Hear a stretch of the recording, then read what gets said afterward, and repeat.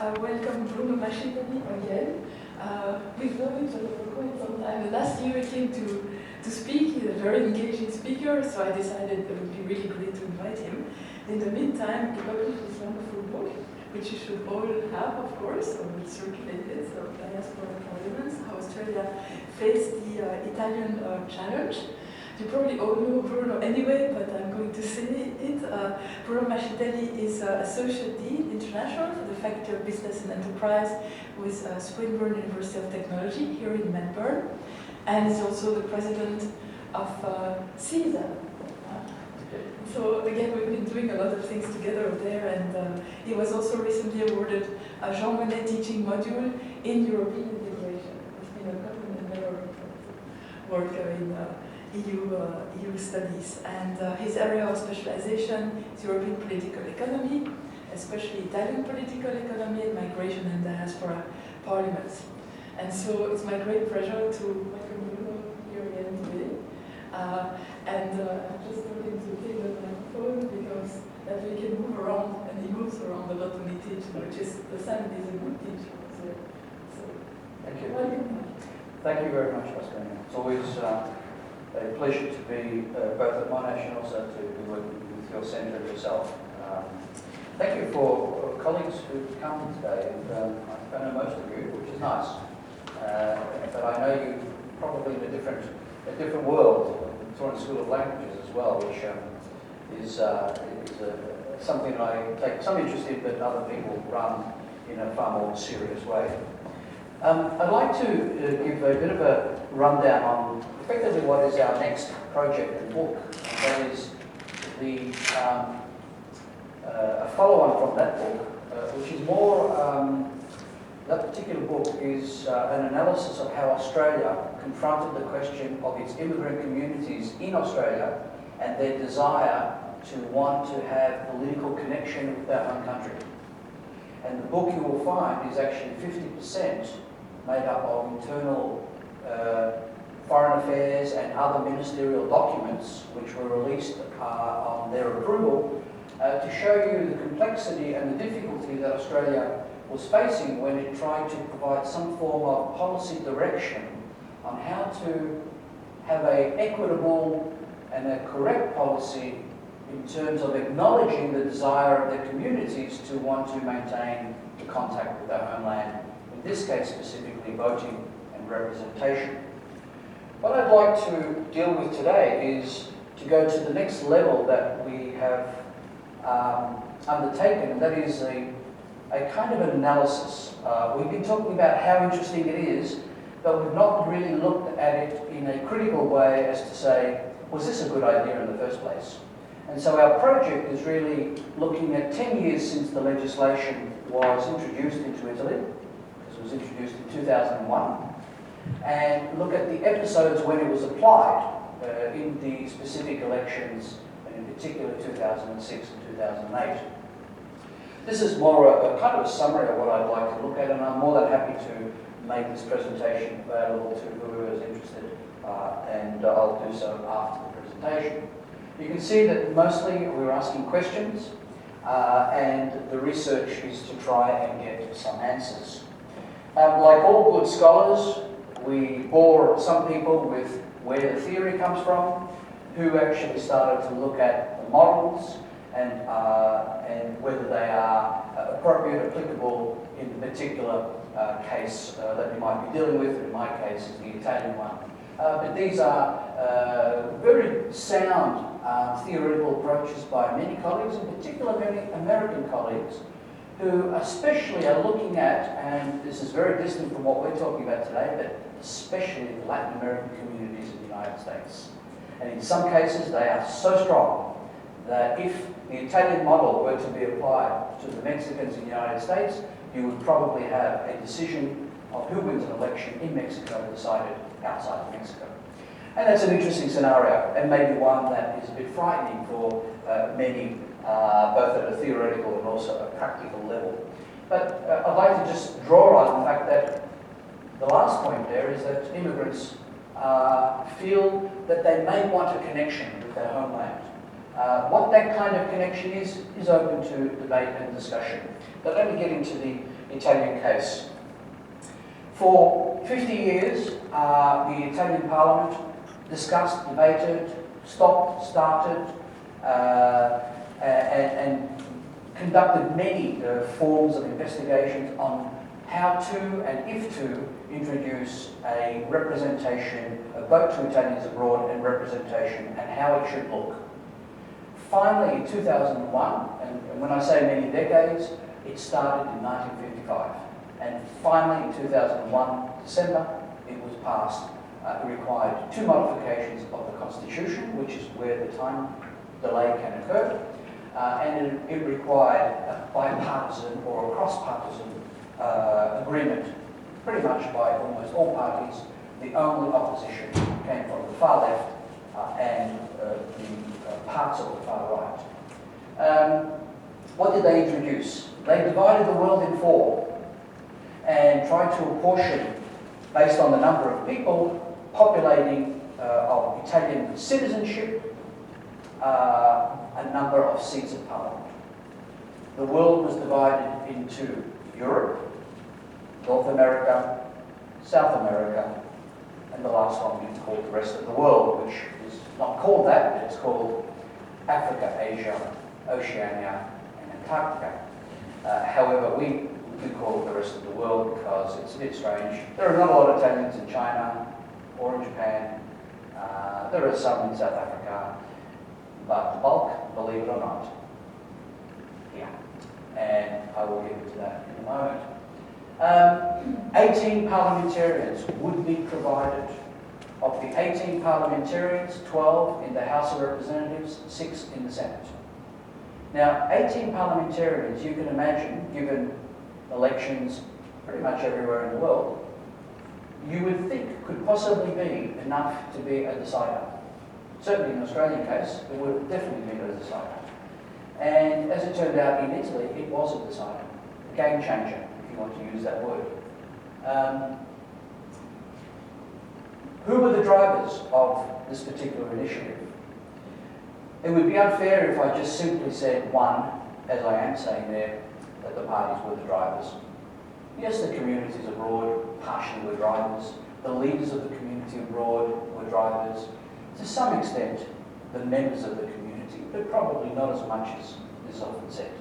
And so the parties in Italy played a big role in wanting to have this reform or extension of the right to Italians abroad, in that it would play some role in deciding new majorities. It is no secret that the centre-right felt that this was to its credit, that this would be to its advantage. History showed that it was the complete opposite. There were some initial testing points, there were some referendums. It proved very difficult to organise outside of Italy. You can imagine if you are trying to keep in line with what the state, your central state, is doing, and you are in a faraway country, it's not easy to abide by many of the rules and the conditions and criteria of how to vote and the conditions in which the vote can occur. So the first 3 or 4 times were kind of testing points. One was the choice or the election of committees of the specific city. Then came 2 referendums, and then in 2006 came the very important opportunity of national elections. Silvio Berlusconi was of the belief, and he was led to believe by his minders and his counsellors and advisors, that the vote to Italians abroad was definitely going to bring him political advantage. In 2006, he lost the elections because of the vote to Italians abroad. So the complete opposite of what he was being advised, and from then on, he basically pulled out a gun, and every time he heard of the vote to Italians abroad, he would just get out of here. You've lost my confidence. This was, in actual fact, a complete mistake to have strongly supported. I'm just trying to give you some background on how it was brought on, and then I'll get into the research that we're doing. So in 2006, Berlusconi loses the elections by very little. In number of votes, you could count them to about 25,700 votes.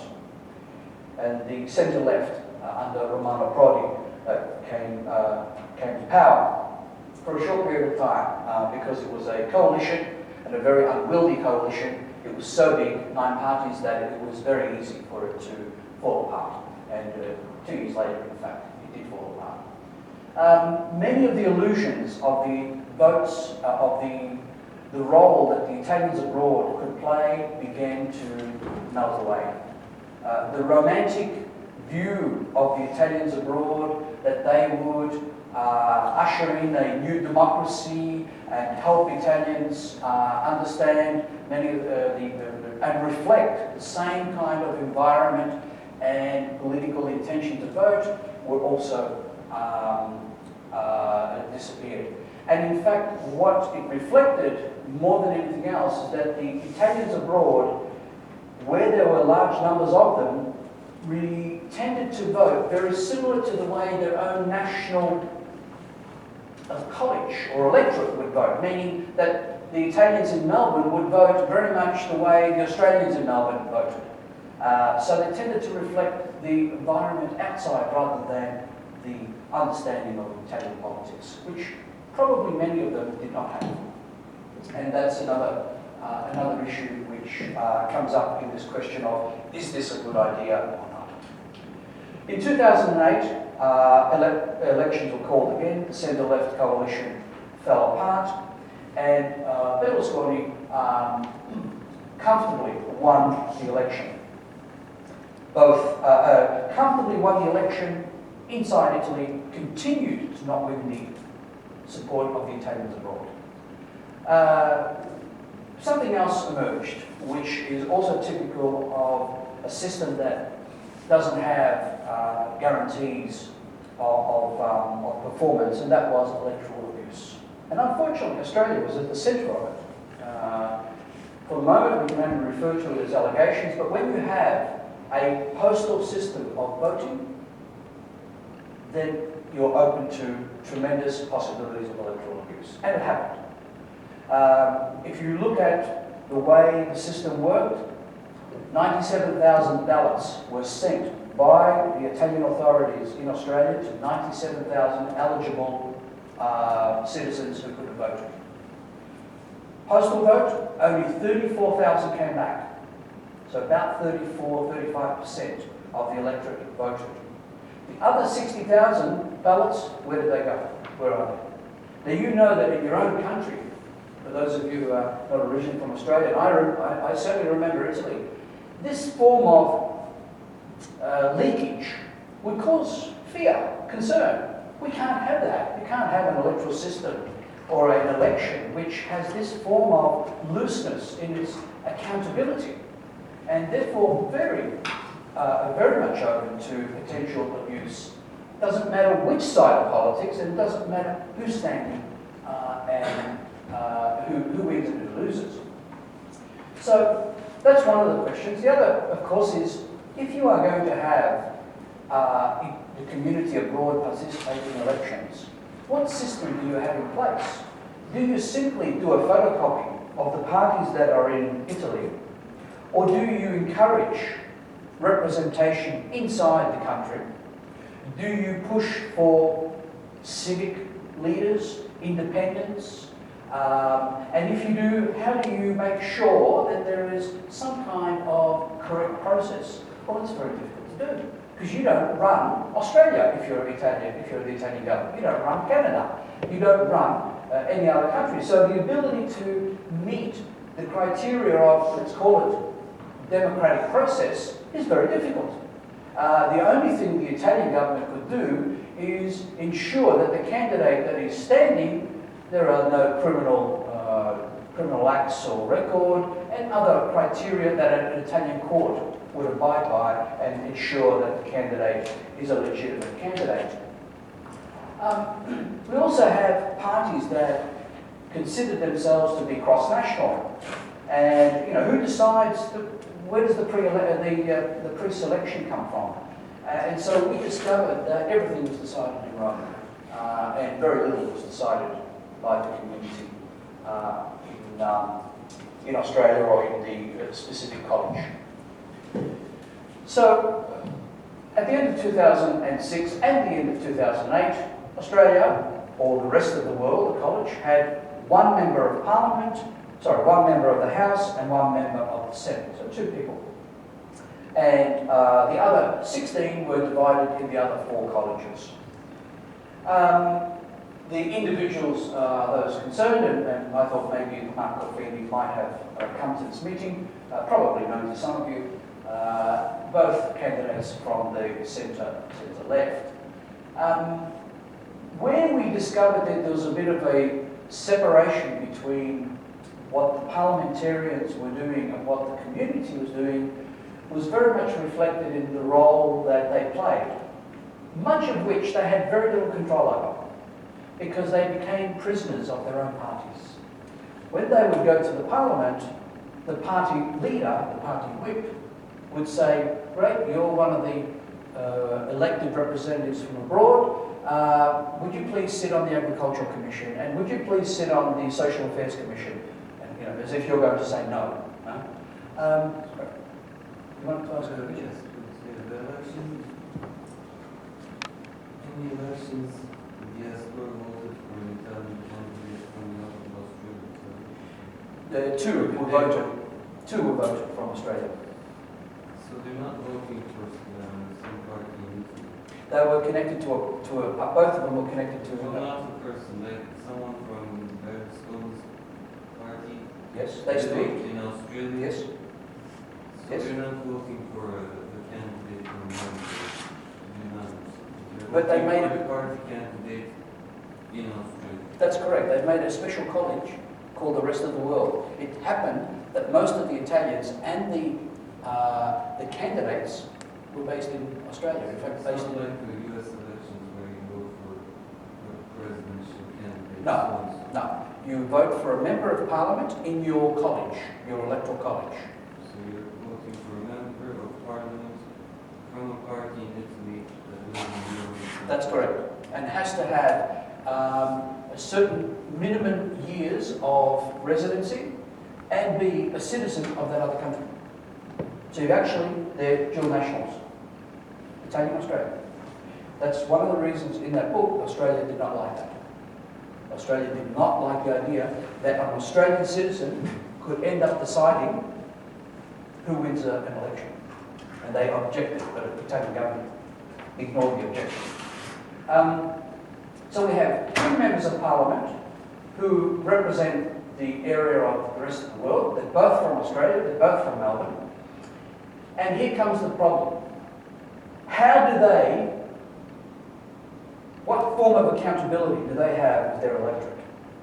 Is it like, I don't know, a member of parliament in Australia goes back to their electorate, has meetings, meets the party, goes and visits the companies, goes to the schools, inaugurates a particular building, and so they have constant contact with their electorate. But if you've been sent to Rome and you're sitting in the parliament and you become effectively a prisoner of your party, you have to do what they say, it's very difficult to service your electorate, very difficult. And it really doesn't matter which side of politics you're on. Maybe if you're in Europe, it's a bit easier, but if you're in Australia, it's very, very tough. So we did quite a bit of question asking, if you want, on how do you, meaning the electorate, see the representatives that you voted, or you didn't vote, in terms of carrying out your expectations of the system of which you had some idea of back in 2001. Our 3 projects have indicated different ways of trying to get feedback from the community. Our first project involved a survey. Our second project, which relates to diaspora parliaments, was an interview with all of the ambassadors, Australian ambassadors to Rome, to Italy, on the passage that was occurring and the view of the Australian government towards this legislation. You may think this is quite a small item, but let me tell you, Canada opposed it. And at the very last moment, threatened, the Italian government said, we are not going to let anyone in this country be part of your system. And by the way, that would have caused some tremendous difficulties because it means one part of the world will not be represented because an external government did not give approval.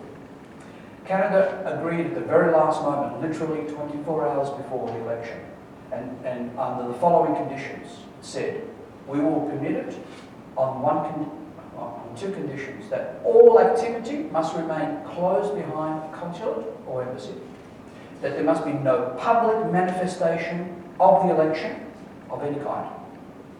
And that were the terms of the agreement.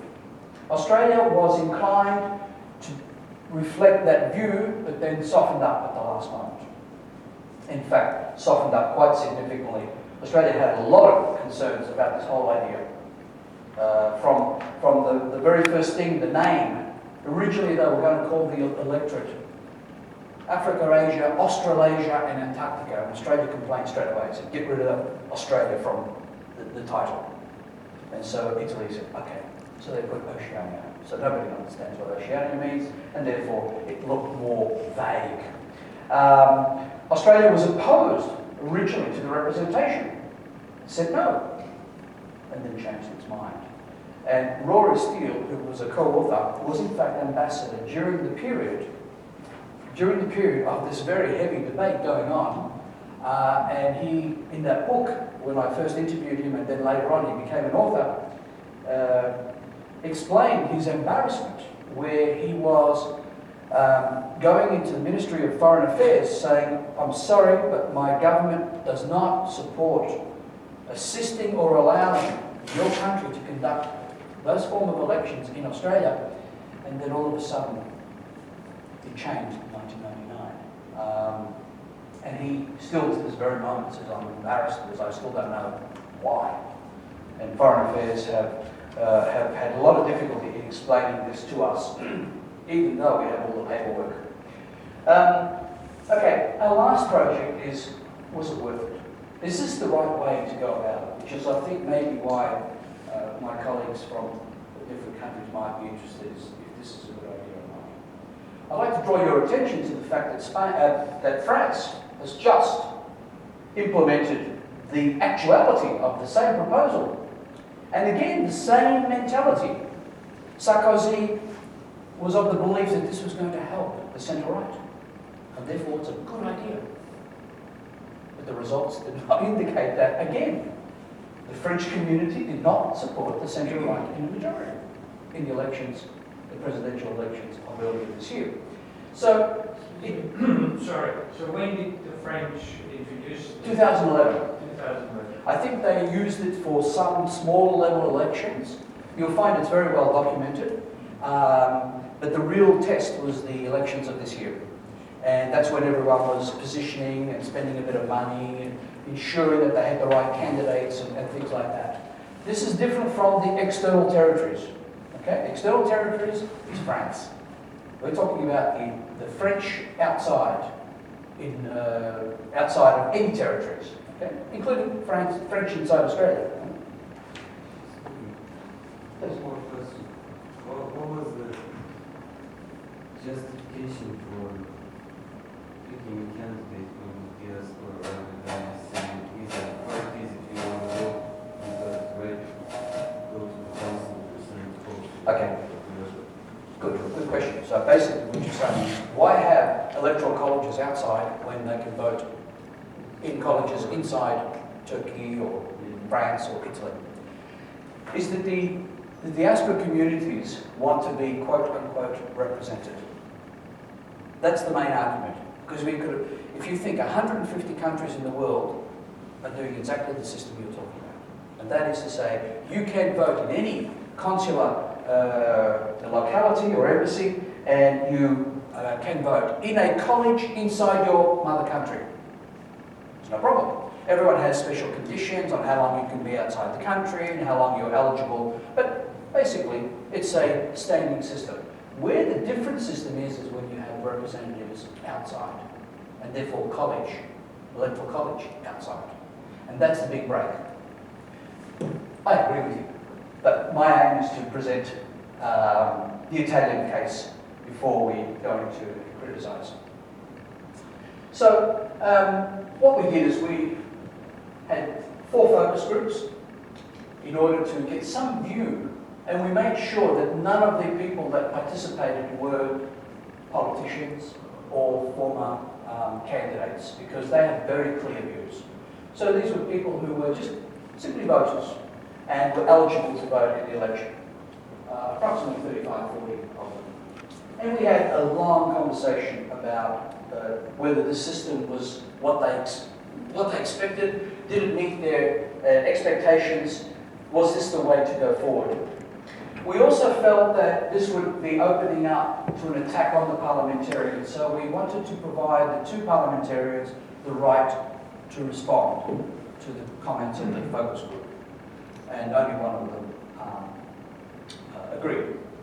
Mark Offendi, who generally is the one who's the most articulate on why this is, and respond to the concerns of the focus group. It's the first time that there's been as far as I know, including internationally, where there's been a bit of a analysis whether this is a very good idea, and that's why we're calling it, was it worth it?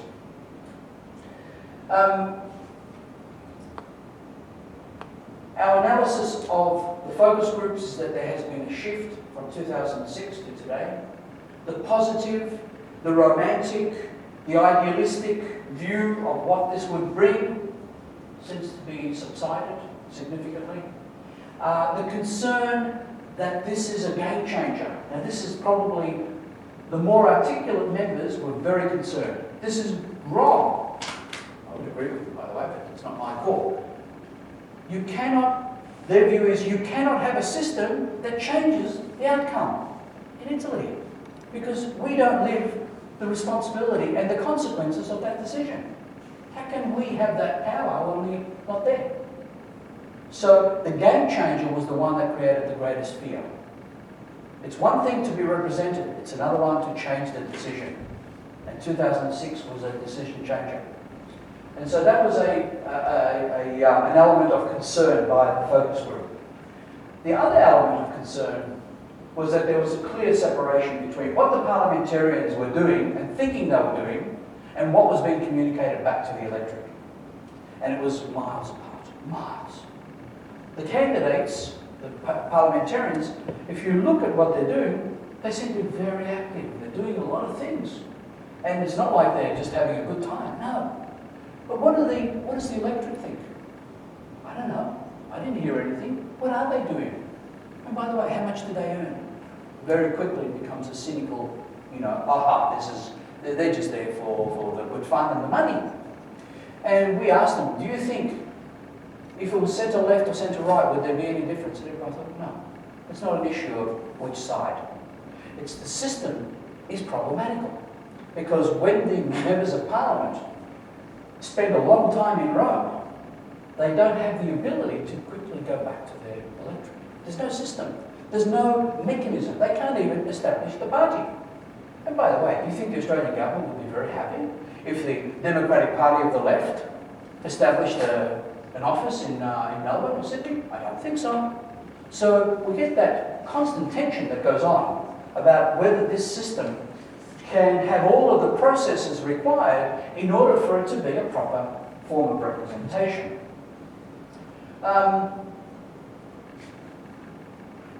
So they were the main outcomes of the views, and of course there were many other less important, I would say, but clearly there had been a shift in a negative direction. How are we going to be able to measure that? Well, more than likely when the next elections occur, which is early 2013, that 34% that voted will probably reduce to 25%. I mean, that's my guess. When does too few become problem? What happens if it goes down to 10%? 10% of the electorate of 97,000 will be elected 2 members of parliament. That doesn't sound right to me. And so we also have that concern. That is a declining level of interest in the sense that there's no identification with this system that is doing what it was probably meant to do. And I'm afraid that the bad tendencies inside will probably continue. What will be the future of this, especially now that in Italy there's a lot more care and attention? I had a discussion with, I won't say he's a friend, but former Prime Minister Giuliano Amato, who's always been brought out whenever there's problems in Italy. You know, like next to Monti, he was the number 2. And I asked him, what do you think about this? The vote that you, Giuliano Amato, also put your hand up for in the Parliament. And his response was, I don't know what we were thinking of that day. That's what he said to me. To be polite and to say we made a mistake, that's what he said. And he said, the problem is, and he'd say he always called Mascitelli, the problem with Mascitelli is you know politicians are cowards. And no one has the courage right now to put the first step forward. That's why we need the academics. But I can guarantee you, he said to me, the moment the first step is taken, the parties will agree with you that this was an error. It was an error of judgment. Now that's his view. You don't have to agree with that, and maybe the other parties don't. But that's what is the thinking currently in the Parliament. What are they going to do? Definitely they're going to cut that number of 18. For sure. The most likely outcome is it'll be 12. So it goes from 18 to 12. They will also be cutting parliamentarians across the board. So that it looks like we're not attacking the vote to Italians abroad, but we are becoming more efficient because Monti is pushing for more efficiency in the Italian state. And one of the best examples is let's reduce the amount of politicians. Too many. And by the way, Italy has more than every other European Union country. So it's not that it's going to be strongly opposed, let's say, because it's very difficult to justify being the country that is not the biggest, but with the greatest number of politicians. And I think that they will squeeze it in there somewhere in terms of reforming. There will also be, without any doubt, an attempt to look at how can we help the community abroad, but not necessarily through the journey or the pathway of the Parliament. There have to be other ways, because too many problems are raised by pursuing the parliamentary road, and many of which I've touched on.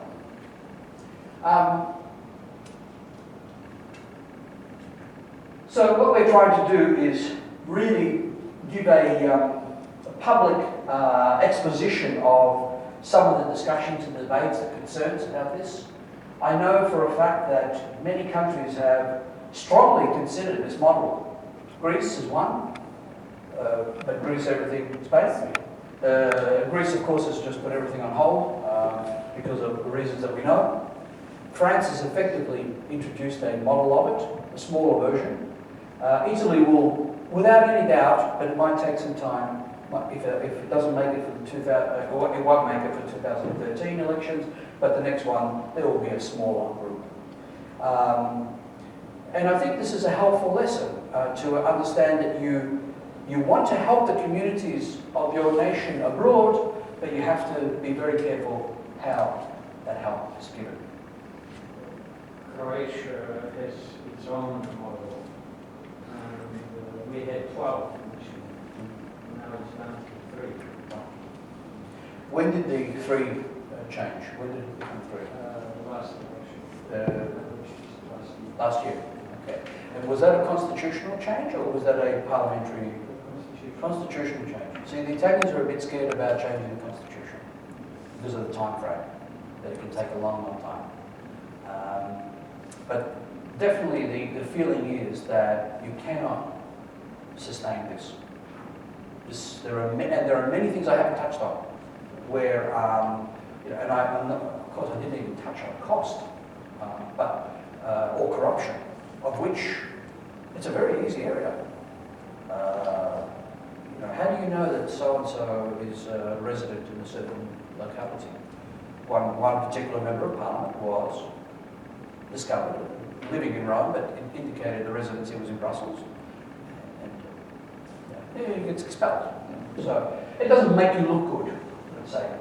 So we're also working with a couple of people who are well known in their own field. Borgo Ntidi was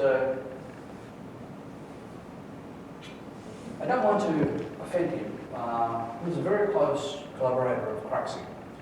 And I must admit, he's probably the only one who has stood to the very end in defending Bettina Cruxy. He was opposed to the vote to Italians from day one. In the Socialist Party, and he's written the introduction to our book. The other person who's maybe not so well known in Melbourne, but is very well known in Sydney, is Franca Reinhardt. She's probably known for not great reasons outside of that, I don't want to go into it, but she was the first Italian state parliamentarian in Australia, in the New South Wales Parliament of the Labor Party. And she has also been very, very vocal in arguing that this was a wrong decision. And this is a lady who's not young. I think the first time she commented on this question was probably 25 years ago.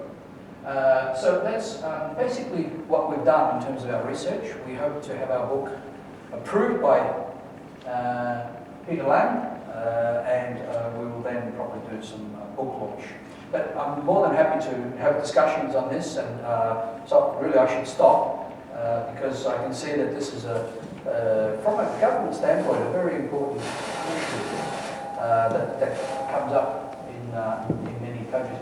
In Turkey, is there any discussion about what approach, whether this is to be pursued or? There's always the question of if you do it in one country, you have to do it in one country. Of course, of course. You can't get approval from them, but not from your countries. Definitely. And you can also for referendums, but this whole idea of picking a candidate here, I think, well, it's always this kind of cooperation. It makes no sense. But the concept is that you actually have external colleges. So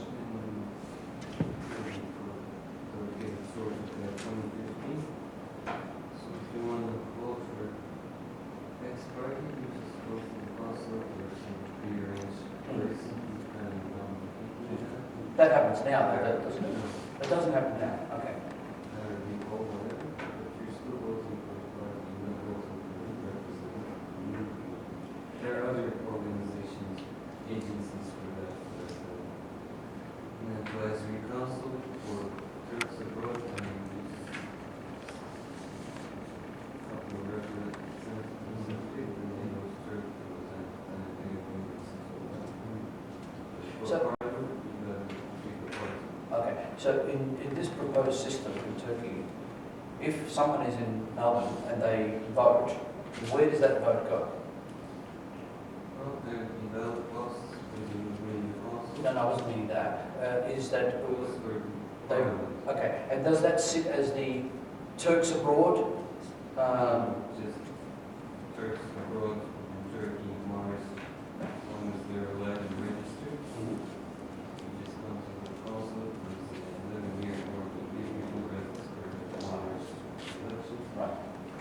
And then on the ballot day, you come, and you just put whatever party is you're going to vote for, you put it in the box, and the boxes are sealed. Right. and sent to I mean, some of that is reflected. I mean, the process is pretty much the same everywhere.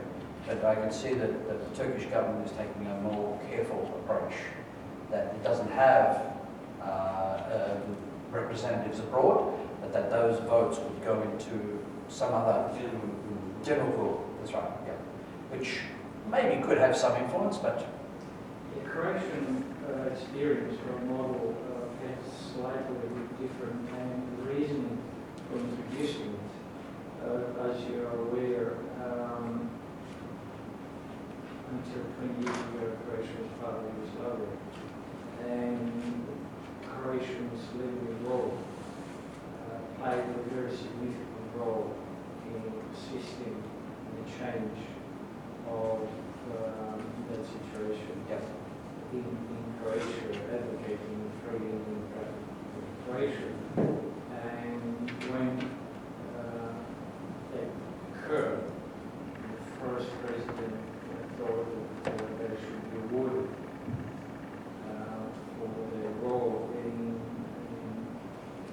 game changer, as you, Right. as you ever put it. And unlike in Italy,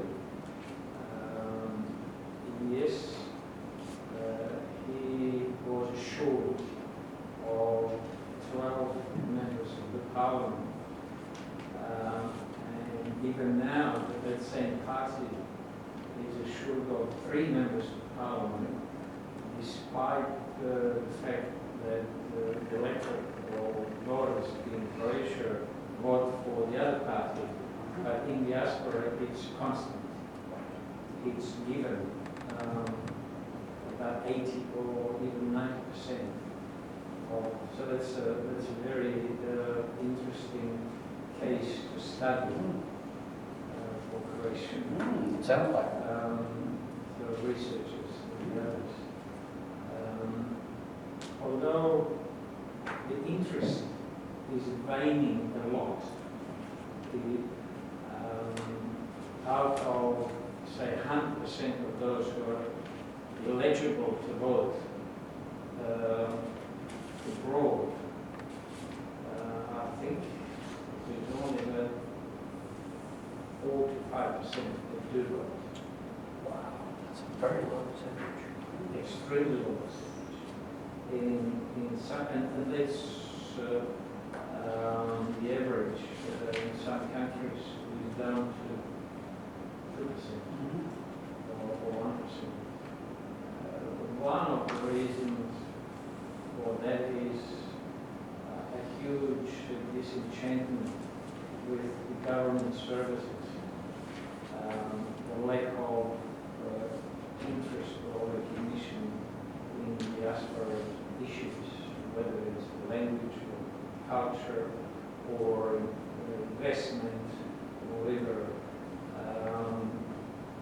Migrants, as they call them, or externees, or people living abroad are not seen as being part of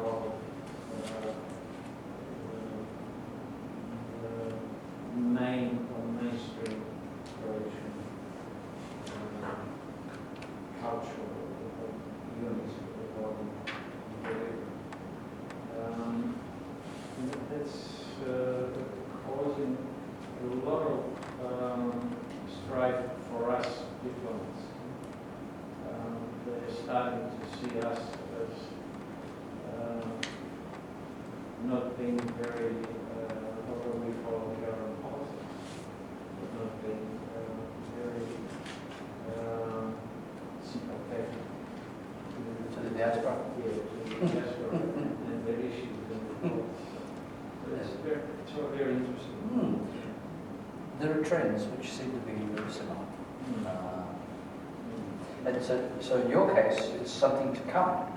No, we were told 2008, I was in charge, and this is the one. Is that right?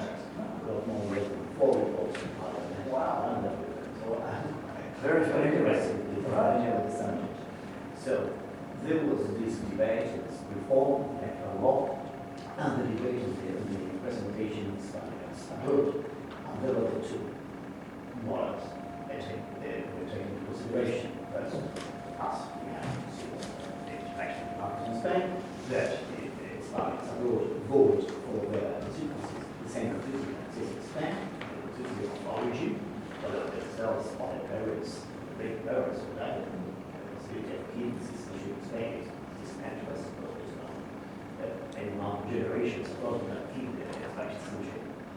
Or to create, that was a discussion along the lines of the Italian and French experience to create a college abroad or several, North America, Europe, Western world. So all things were considered.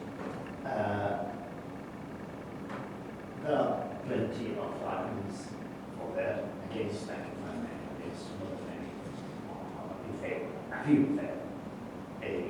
It started in Melbourne or in Buenos Aires or in Paris, has some interest, problems, difficulties that are very close to the other started in Paris. Whether one is from a province or the other doesn't matter. both Spaniards starting from Galicia and Spain from Hungary, in there have some common interests, common preoccupations, common worries, and they could seek a representation, common representation of all of them, rather than a different representation, because one is origin, because one's great grandparents were born in a Galicia origin, because they are now 70% of Spaniards were not born, so that's a reason in favor of, so that you represent people with common interests, common worries, and a certain community, divine community, or each province of origin. What parliamentarians, what politicians in Spain told me, of course, that I can tell them, is that in the budget system, we have two big parties, and a third for two smaller national parties, very small, and then we have large regional parties, Basque and Catalan. And the system so far has been, from time to time, we have a party in the majority, we have now with the People's Party, but more often than not, we do have a party, whether it is the Socialist Party or the People's Party, with the relative majority, and they have to seek a coalition. We haven't had coalition, but we have to seek parliamentary support from the smaller parties. So the consideration of the politicians was that, according to the figures, the results of the polls of the Spanish abroad, little roughly this sales of Spanish strategic report, half of them for the People's Party have been Socialist Party, more or less. But at the end, we have a number of parliamentarians whose electorate was abroad, and electorate whose interests were peculiar to them. And so, a parliamentarian, People's Party parliamentarian from abroad would have more in common with a Socialist Party parliamentarian from abroad than with another, in the sense that they would have to promote rights and right citizenship, expenditure for service policies that benefit the diaspora, rather than, and then another consideration was that the old principle of non-taxation and representation, or it should have or might have the consequence of no representation without taxation. So at the end, obviously, a voting person doesn't pay taxes. It's the person that doesn't pay taxes, its interest or her interests are of the big standard. To vote for the big standard and the big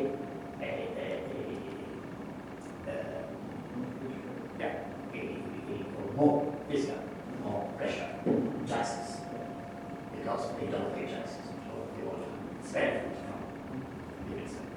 So there were these criteria. So the end was the scenario we were was that this 18 or 15 million targets or 20 million targets from this virus would hold the key. Even if half of them are from Socialist Party and the other People's Party, they would join together to support the government, the party that would promise a better citizenship or more investment abroad to people, the pensions we pay the citizens abroad, and so on and so forth. So at the end, this claim will be gathered Cubans and refugees from that Spaniards. So the same occasion, this was 2 years of 2008, 2010, the whole thing was discussed and debated and so on. Another thing was we even have local election vote, which was really an aberration in us. We had cities, municipalities in Galicia that had 10 times more voters in Argentina and Cuba than the whole city. So it was the Argentinians that were actually deciding who the mayor of the city was. So after 2 years of debate, I did some reports and report Parliament to explain the system, the problems. Also, actually, the decision was not to introduce the constituency for Scottish abroad and to keep them voting in the province of origin. For political candidates of the province, and to limit the vote for political considerations. So that was the law was passed in 2010. It was approved in 2010. And now I've had, and this not this issue of the constituency, a few technical questions on the materiality of the vote and the discussion on it 2 years ago. Because there is a different matter. It's more technical, very issue. As we considered the cause for decline with the vote, the participation. We mentioned 30% stable participation. I was surprised because that's very high participation, very high participation. The last election we had here in my constituency, which includes majority of Australia, South Australia, Tasmania, we had participation was roughly not 2%, 1.7% participation. I mean, we're not general elections, we're regional elections, unless. But that's the case. Fascinating. I've got a lot to talk to you about because I think that all the scenarios are well developed.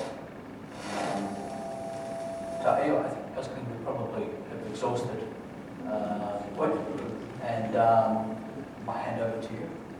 Yes, I had some questions about the Irish situation, if you're aware of anything that we discussed there, because it's such a wide... Irish. Yes. I haven't been keeping right up to date, but I know that it's quite paralysed, it's pretty much fixed. There have been some landmarks in the Irish situation. You might be more familiar with the Irish. The Irish situation. Well, when I did my report for Parliament, I was in Ireland. So this was in 2008 when you did these reports? Yeah, 2008 started my report, but the first one was 2009. I had it in January. And then I went to, then it was another one for 2009. 2010, and then it was August. The act was passed in 2010, July, the end of July, after Manchester. So that's why I did that. So it was August or maybe September 2010. It was in force of the next election. So when I came here, the first election we had to organize big act. So now they have a very, very peculiar voting system. And they have the preference vote, transferring, and they have constituencies that are small. They don't have the system like the system or the Australian system with the nominal and very few, they have 3, 4 already members of the elected constituency. So that is it's a different system. I think one of the issues with Ireland is that they have a very rigid interpretation of Irish citizenship and the prolonging of Irish citizenship. Yeah, we do have. They think that the Irish is, especially in the US, is very useful. It's a tool, it's a lobby in favor of Ireland. It's a tool of their external relations that gives them a bigger standing in the world than the size of the country. There are 3 million, 3.5 million Irish and 45 or 50 or 60 or whatever Outside. Americans of Irish descent, whatever that means. So they think that the standing in the world is stabilized, is enhanced by this diaspora. So they want to keep the link, they want to keep this feeling. That's why St. Patrick's Day, the president is in Chicago or in Boston, and the prime minister, the Polish teacher, is in Chicago, and then you have the Polish team goes to Pennsylvania, and the other sort of there. As you can see, the most important part is there. So it's peculiar of our country of 3.5 million people with 40, 50, 60 million so-called activists. So they do have this capacity to say, well, they can vote for democracy. Well, it's up there. I have to go. Decided the government. No, I have to go. I served in Ireland before coming here, and the situation there, as far as I know, is that anyone born outside Ireland or Irish by Irish parents is not entitled to Irish citizenship because anyone who has citizenship is entitled to vote, and they have a great fear that, as the poet said, in that case, the country will be run from outside. From the United States. So they're not entertaining any idea of introducing an open slavery. The whole discussion of expatriate voting is step number 10. Step number 1 is citizenship. Because if there isn't dual citizenship, then it's a non-question. So it's when that is kicked in that then starts the next phases of the relationship, and that the political one is purely one of the last ones. And that's when, once, in the case of Italy, when the dual citizenship was approved on both sides, it then became, then you have the citizenship which becomes automatic. And that's the concern, maybe with the Ireland case, Spain too. And that is this automatic citizenship, where you can go 10 generations ahead, they know nothing about the home country, they have the right to vote. And so there's a bit of concern there. I just want to come back before I go, because I have to leave. Another point, again, something that's very much different to the Italian experience and the Italian situation here. Lately, majority, according to my knowledge and the discussions, and hearing the comments by people in the community, the majority of cars tend to vote to one particular party here, but they vote to a totally different ideologically oriented party in Croatia. So another anomaly. Yes. So it's not ideologically driven. Yeah. It's driven for something different. I would have thought that the Croatian question in Australia is very particular. My wife is Croatian. Yes. I know a little bit about it. And therefore it's a very political community, Yes. as opposed to many other places of migration where it's technical. Good. This sounds like worth having at some point. I'd like to do a round table on the European. So we can get prepared. But I'm not joking. I am not joking. No, Because I agree with you. it sounds like you guys have the specialisation. You advise the Parliament. That's another. Too much about my own involvement, but I was involved in helping to set up the Ministry for Migration and Returnees. Right. So I was very close, and became second in charge for a year and a half. Our problem is that they keep changing their mind and their attitude to diaspora and need for a special service. The ministry was set up in 91, abolished in 94, set up again in 96, and then abolished in '98. And Very political. oh, very political. Well, that's why people are losing interest and becoming so disenchanted and dissatisfied and so on. And then the whole problem and the need for providing service to the diaspora was reduced to a team of 3 people in a department in foreign ministry. Looking after the diaspora, which is as large as people who, in terms of numbers. There are 4 million, 4.5 million Croats living abroad, and there are about 4.5 million living, in Croatia, 4.5 living abroad. So, and now the new government has introduced again the new office, the new state, so-called state office for the diaspora, and people are just sort of shaking their heads and saying, what are these people? All right, fantastic. Sorry, I need to go. Thank you very much. Absolutely. See you. I'll let I you look wrap up. forward to receiving. You will hear from me. Yeah, thank you. Thank you very much for coming. Thank you. Bye. Bye-bye. Excused as well.